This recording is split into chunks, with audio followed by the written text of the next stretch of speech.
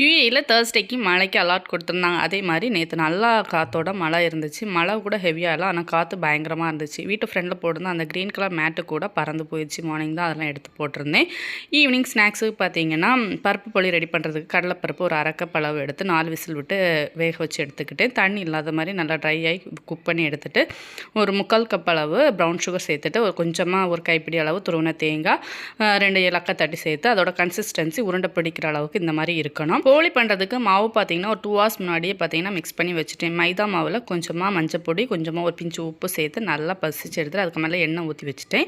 அது லைட்டாக தட்டி எடுத்துட்டு அது கூட வந்து நம்ம குக் பண்ணி எடுத்த பருப்பெல்லாம் சேர்த்து அது திரும்ப இந்த மாதிரி தட்டி எடுத்தோம் சூப்பராக வந்துடும். நான் அதில் கொஞ்சமாக நெய் சேர்த்து 2 பக்கமும் குக் பண்ணி எடுத்து ரொம்ப சூப்பராக சாஃப்டாகவே வந்துருந்து.